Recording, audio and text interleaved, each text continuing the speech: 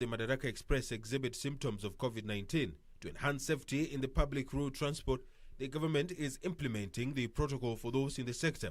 The code specifies measures to be taken to enforce physical distancing, facilitate contact tracing, and manage suspected COVID-19 cases. It's not feasible to insist that if you are going into a long distance bus at the Nazma, we're tested. We would want also to call upon the county government to provide the washing spaces at the main terminals of the buses. Because without that, really, we won't have so much sanitizer to provide for all the commuters that they do render services to us. People must adhere to these regulations. People must make sure that they have masks, and those who are in the vehicles must be told there's no moment they'll remove their masks. The government says it is confident that the measures put in place will assist in the containment of the coronavirus.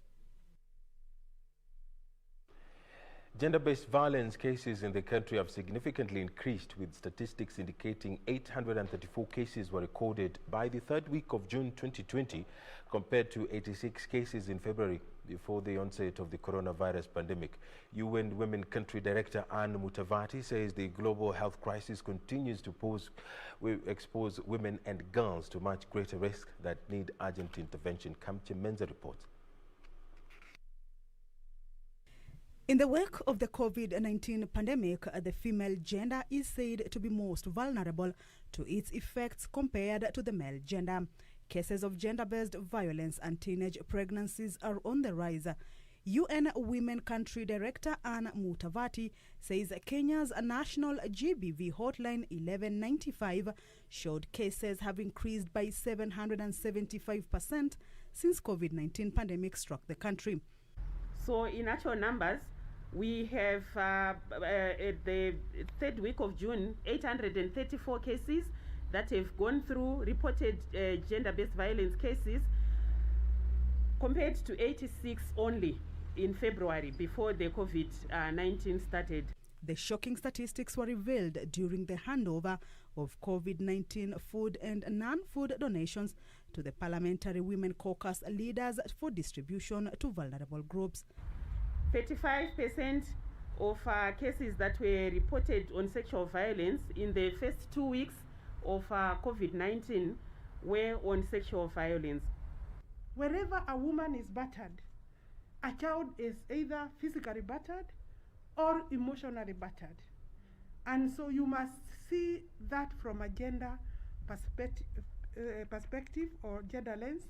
And you must see also a child that has either learned that gender violence is normal.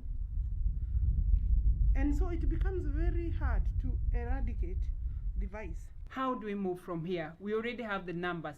We already have the statistics. How do we move from here? I think it would be good to be able to follow up with the direction given by the President so that we can be able to bring the change that is required.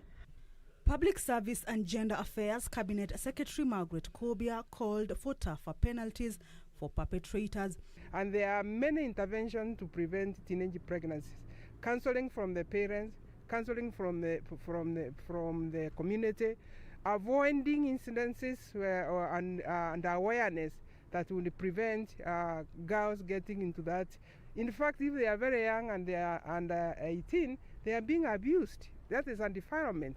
Therefore, we want to prevent, and where people have been found to have abused girls, we want also maximum punishment. At the same time, women caucus leaders have vowed